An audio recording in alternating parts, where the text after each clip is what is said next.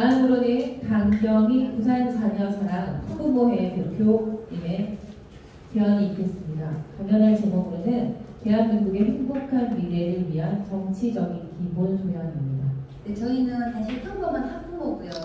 또 중고등학교에 사회를 가르쳤던 교사고요. 또 집에서 노모님을 모시고 있는 딸이기도 합니다. 정치에도 관심이 없는데 저희가 정치에 관심을 가지게 된 계기가 2015년부터였던 것 같아요.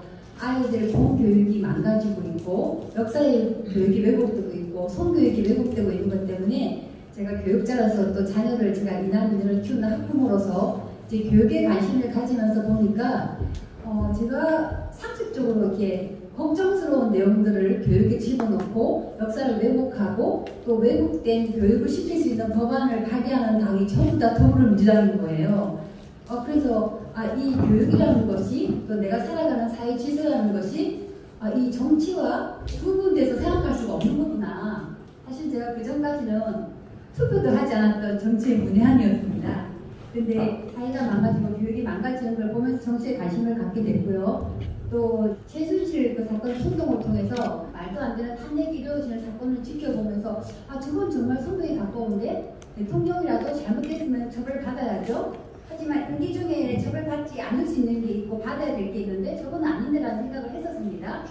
그런데 사실은 깊이 감명하지는 않았었어요. 그런데 이제 저희는 제가 크리스찬이기도 하고 아이들 교육을 지도하다 보니까 잘못된 성교육으로 아이들이 많이 힘들어하고 그런 것들 때문에 저희들이 차별금지법 제정을 반대하는 일을 했었어요. 그래서 차별금지법이 참 듣기는 좋은데 굉장히 좋은 말로 포장되어 있는 독재법이라는 걸 이제 시민들한테 알리는 캠페인을 하고 있었는데 어떤 분 연락이 왔어요. 지금 이제 어르신들이 서울로 이렇게 집회를 왔다 갔다 하신다. 나를 굉장히 걱정하시는 애국자들이신데 차별금지법은 잘 모르신다. 그래서 나보고 강정희 대표님이 와서 차별금지법의 문제점에 대해서 좀 알려달라. 라는 제가 공고를 받고 사실은 그 차별금지법 제정 반대 설명도 받고 그 위험성을 알리려고 제가 그 차를 타고 탄핵 반대 그 집회를 다니기 시작했었습니다. 다른 제가 너무 놀랬던 거는 언론에서는 그 탄핵 반대 집회를 다니는 사람들이 굉장히 뭐 돈을 받고 하는 사람들이고 박사 먹고 이렇게 매도를 했는데 제가 그 버스를 타고 동행하면서 봤던 어르신들은 아까 최태열 대표님이나 처음에 이렇게 김대수 어르신인가요? 이렇게 말씀하신 것처럼 이 나라를 지켜오고 그러니까 자유주의를 지켜온 것이 실버 세대라고 하신 것처럼 거기는 이제 은퇴하신 교장 선생님, 개혁하신 장군님들 이렇게 저보다 조금 인생이 선배이신 어르신들이 많으셨는데 굉장히 그분들이 박식하시고 그리고 정말 얼마나 우리나라의 이렇게 근현대사를 지켜보신 분들이기 때문에 이게 얼마나 민주주의 시설을 자유민주주의 시설을 흔들리는 건지 알고 위험성을 알고 나오신 분들이고 스스로 다 나오신 분들이고 엘리트들이더라고요. 그분들 한 분 한 분이 자기 소개를 하면서 자기가 이 집회에 나오게 된 동기를 설명하시는데 제가 참 많은 감동을 받았습니다. 그래서 원래는 서명 받을 동안만 동행하려고 하다가 사실 1년 반을 동행했었습니다. 매주. 그리고 제가 중3이던 아들을 데리고 같이 간 적이 있었어요. 엄마가 집회를 갔는데 이렇더라니까 우리 아들이 자기가 언론에서 보던 거랑 너무 다르니까 엄마 잠깐 따라가 볼래? 그리고 또 저희가 서울에 살다 왔기 때문에 우리 막내 아들은 이제 공짜 버스 타고 서울에 가고 싶은 마음이 있었던 것 같아요. 그래서 처음에 집회에 갔다가 애가 호기심이 많으니까 그 한 자리 있지 않고 저 반대쪽에 사는 그 집회 있잖아요. 그때 강화문을 장악하고 있던 사람들 그 집회에도 가보고 사진도 찍고 하면서 애가 놀라운 걸 발견한 거예요. 엄마 저기 이상해. 사람들이 없는데 누가 인형 앉혀놓고 있어.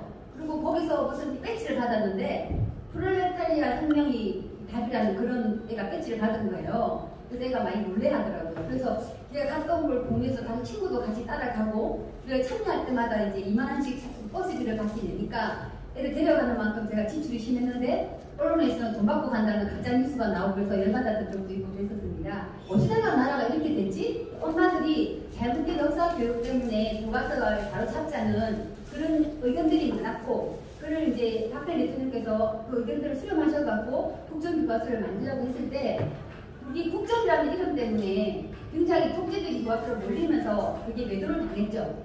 그래서 사실 참 많이 힘들었어요. 저도 제가 사회를 가르치고 역사를 가르치는 교사로서도 많이 힘들었었고 하는데 정말 교육이 중요하구나. 그래서 저희들도 청년들 독서 모임 통해서 이제 같이 공부를 하고 또 우리 시니어들도 엄마들도 알아야 되니까 다 시니어 우리 독서 모임 하고 있습니다. 오늘도 저희들이 그러니까 리딩 모임이라고 독서를 통해서 세상을 리드하는 사람들이 되자 그런 독서 모임으로 우리가 늘 공부를 하고 있거든요. 제가 정치에 낯선 마음은 없지만 유권자로서 정말 대한민국의 미래를 위해서 행복한 대한민국 또 행복한 다음 세대를 당국할 수 있는 그런 정치인들이 배출되기를 바랍니다. 제가 어저께 잘못된 그런 것들을 시정을 바래서 시의회에 가서 국힘당 의원님을 만나고 많은 얘기를 들었는데 양성평등 주간에 양성평등을 기념한다는 사업에 부산시 보조금을 받아서 했던 사업에 우리가 참여를 했는데 가보니까 양성평등이 아니라 동성원 합법화를 추진하고 저 동성애 음란 집회하는 그 키워 쪽에 그런 선거 대체와 가정 대체를 주장하는 그런 행사를 했었어요. 국힘당 시의원들, 젊은 시의원들이 하는 얘기가 우리가 생각은 국힘당처럼 하고 행동은 민주당처럼 해야 되겠다라고 얘기를 했답니다. 정말 더불당이 못된 짓을 많이 하죠. 뻔뻔하고. 그런데 그 교활한 그런 수법을 우리가 바로 알고 우리도 그 사람들을 공격할 때 그런 방법도 써야 되겠구나라는 생각도 합니다. 후원들 빼가는 그런 잘못된 단체들에 대해서 우리가 대항하는 단체를 만들어서 정말 국가 보조금이 다른 데 쓰이는데 우리가 정말 그런 시민단체를 만들고 사실은 어떤 전문가 이렇게 지금 여기 이렇게 지성과 미모를 겸비하신 전문가 여러분이 알려줘서 내가 너무 반가운데요. 각 분야별로 법조계든 의료계든 또 환경공학을 연구하셨던 하여튼 각 대학에서 전공하신 그 분야들 전공별로 그런 전공을 하신 분들이 이런 우리나라의 어떤 행복한 미래를 위해서 정말 재능 기부하듯이 나오셔서 헌신도 하시고 그러다가 그분들이 정치 수양이 길러지면 정말 정계에 가서 우리나라를 정말 행복한 나라를 만들 수 있는 그런 정치인들로 활약을 해주셨으면 싶어요. 부산에도 정교조 교육관이 8년을 했죠.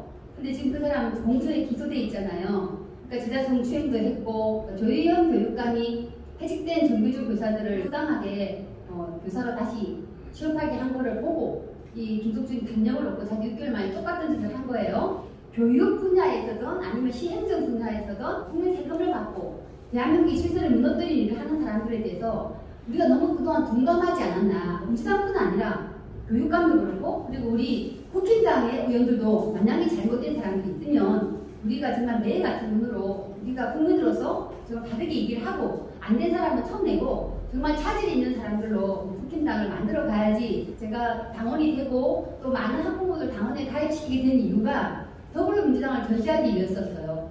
우리는 국힘당 의원들과 그나마 소통이 되더라고요. 지방선거 전에 시의회를 찾아가면 전부 다가 더불어민주당이었어요. 전부 다 한두 사람 빼고. 그럼 그분들한테 우리가 어떤 양심과 상식으로 호소를 하면 안 통해요. 그러면서 당신 동성애 반대하세요? 난 동성애 찬성합니다. 반대하시면 반대하는 사람 섭직을 했어요. 이렇게 얘기하더라고요. 여성 리더들이 난 동성애를 옹호하는 거에 대해서 참 이해할 수가 없었어요. 같은 여성으로서. 그래서 우리가 정말 그 사람 낙선운동을 하려고 했는데 정권이 바뀌면서 부산시에도 많이 변화가 생겼잖아요. 그래서 너무 감사한데 대다수를 차지하고 있는 국힘당 의원들께서 많은 어떤 지식이나 인식이 부족하시더라고요. 그리고 우리가 염려하는 이 이슈에 대해서 관심이 많이 없으세요. 얼마 전에도 동구 쪽에서 구의회에서도 여성자격조례가 여성가족과에서 추진한 사업이에요. 근데 그게 좋은 거는 좋겠는데 사실은 급진 페미니즘 논리를 가져와서 그걸 만들면 지자체 행정들이 그 여가부의 그 페미니즘 사상이 종속이 되기 때문에 그걸 반대하고 그 위험성을 알리려고 갔었어요. 근데 그 발의했던 의원이 우리는 이때까지 옛날 그 전에 정권 때 늘 더불어민주당에서 그런 걸 발의했기 때문에 당연히 이번에도 더불어민주당에서 발의한 줄 알고 그 더불어당에서 발의한 거죠라고 물었더니 아니래요. 발의한 그 의원이 국힘당이래요. 그래가지고 너무 쇼크를 먹고 이제 후보들 몇 사람이 갔는데 그 의원 7분이 다 앉으셔서 같이 얘기를 했어요. 그 여성 의원이 자기가 잘 모니터를 하겠다고 장담을 해요. 하지만 사실 시의원들이나 부의원들이나 현장을 잘 모니터를 못하세요. 2018년에 부산에서 한 고등학교에 단체 헌혈을 했는데 남학생 한 명이 에이즈 감염된 걸 알고 보건교사가 통보를 받았어요. 그래서 그 보건교사가 이제 부모님한테만 은밀하게 얘기를 해서 검사를 다시 했는데 정말 에이즈에 감염된 게 맞아요. 그래서 그 학생을 불러놓고 물어봤대요. 그 학생 말이 지가 고1 때 호기심으로 동성애 포털 사이트에 가입해서 그 성인 동성애자와 채팅을 주고받다가 즉석 만남을 통해서 그런 학문성 관계를 한 거예요. 그 학생 말로는 딱 한 번이었대요. 딱 한 번이었는데 그 사람이 에이즈 감염되는 것도 몰랐고 자기가 그 관계를 통해서 고1 때 에이즈 감염된 것도 모르고 있었던 거예요. 근데 이번에 헌혈을 통해서 알게 된 거예요. 동성애자들이 자기가 에이즈 걸렸는지 안 걸렸는지 검사할 때 검사비, 약값, 나중에 나이가 들어서 이렇게 중병으로 입원할 때도 죽을 때까지 다 100% 불세금으로 다 지원합니다. 그런데 검사를 익명으로 해요. 그럼 자기가 에이즈에 걸렸는지 안 걸렸는지 검사한 사람도 모르고 본인밖에 몰라요. 그래서 동성애 포털 사이트에 가면 그런 얘기가 있어요. 자기가 에이즈 감염인데 그럼 자기 직장 조례 못 가냐 이렇게 물어봐요. 그럼 나는 동성애자 답을 줘요. 아, 당신이 동성애자 에이즈 감염된 건 아무도 모릅니다. 당신밖에 모릅니다. 그 말은 뭐예요? 가도 된다는 얘기 모르니까. 그렇게 익명성이 보호되어 있어요. 그래서 그렇지만 에이즈 감염인이 그렇게 퍼뜨리면 그거는 처벌되거든요. 그런데 누가 감염인지 모르니까 어떻게 처벌을 해요? 그래서 우리나라에 지금 통계학으로 밝혀져 있는 에이즈 환자 10,000명도 자기들이 에이즈 검사를 통해서 알려진 게 아니에요. 다른 병이 생겨서 병원에 갔는데 검사해봤더니 그게 밝혀진 사람들이에요. 사실은 더 숨은 환자들이 많겠죠. 보건교사는 이렇게 가까이 와 있는 줄 몰랐고 자기가 학생이 특별히 문제가 있는 학생도 아니었고 그래서 이렇게 청소년들이 이렇게 피해를 당하고 있구나 걱정이 돼서 교육청 나이스에 보고서를 올렸대요. 에이즈 예방교육 시급하다고 올렸는데 그때 교육감이 김석준이었어요. 그 사람 대답이 그 보건교사 보고 성소수자 인권 침해라고 그 보고서를 당장 내리라고 겁박을 했대요. 근데 그 보건교사가 학생의 개인정보 하나도 공유 안 했죠. 그런데도 그게 성소수자 인권 침해라고 그렇게 엇박을 하면서 그걸 안 내리면은 그 보건교사를 처벌하겠다고 협박을 했대요. 그 보건교사 할 수 없이 그걸 내렸대요. 그래서 이제 중등보건회장이 무슨 일을 이렇게 처리하냐고 항의했더니 초중고에 에이즈 예방교육 공문을 내려보내겠다 했대요. 그래서 제가 현장에 계신 보건교사 연락을 해서 에이즈 예방교육 공문 받았으니까 물어봤더니 공문이 온 거를 몰라요. 찾아보세요 그랬더니 컴퓨터 찾아보니까 공문이 와 있대요. 그런데 어떤 시급함 때문에 교육해야 되는지는 전혀 아무런 말도 없었대요. 그런 보건교사들이 그냥 관례적인 공문 그거 받고 에이즈 예방교육을 할 사람은 아무도 없대요. 그리고 교육청 공식 입장이 뭐냐면 청소년들의 에이즈 감염은 교육청하고 무관하다요. 지금 아이들 교과서에 동성애를 인권으로 다양성으로 옹호하는 교육을 실어놓고 동성애 어떤 보건적 문제점이나 윤리적 문제점을 얘기하는 사람을 혐오 표현이라고 지금 이렇게 몰아가는 그런 교과서를 만들어 놓고서 그게 교육청과 무관하대요. 그 더불어민주당 의원총회는 이 동성을 합법화하자는 차별금지법, 그러니까 성적, 지향, 성별, 정체성이나 이름으로 동성애를 정당화하는 차별금지법을 발의를 쭉 해왔어요. 늘 더불당과 민주당, 정의당 그런 데서 발의를 하세요. 나는 그런 국회의원들한테 물어보고 싶어요. 그런 법이 만들어지면 왜 안 되냐면 영국 같은 데나 미국 같은 데는 평등법이나 차별금지법이나 이런 걸 그 법이 만들어지면 교과서가 바뀝니다. 유치원 때부터 바뀝니다. 유치원 때부터 남자 부모, 여자 부모, 그리고 심지어 이제 동성 성행위를 가르칩니다. 정상으로. 그리고 그런 사람들을 포용하는 것이 융통성 있는 사람이고 그런 거 잘못된 거 얘기하는 사람은 혐오주의로 매도하는 교육을 시킵니다. 그런 법이 만들어진 나라의 아이들이 성별 전환 수술률이 34배가 올랐대요. 그래서 그런 교육을 전달 교육을 하다가 그 병폐를 보고 캐나다도 그 교육을 없앴고요.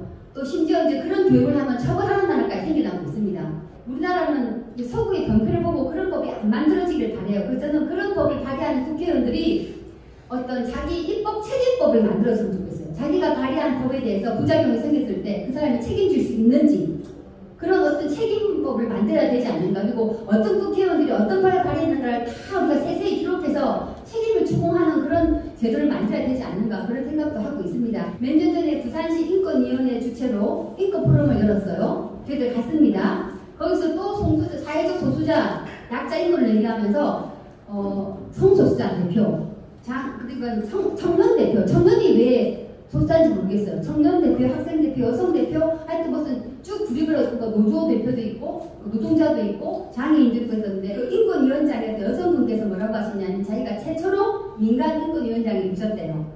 엄청 포부를 밝히면서 하신 말씀이 우리나라 헌법으로는 동성 합법화가 불가능하다. 그래서 그분이 조례 역습이라는 표현을 쓰시더라고요.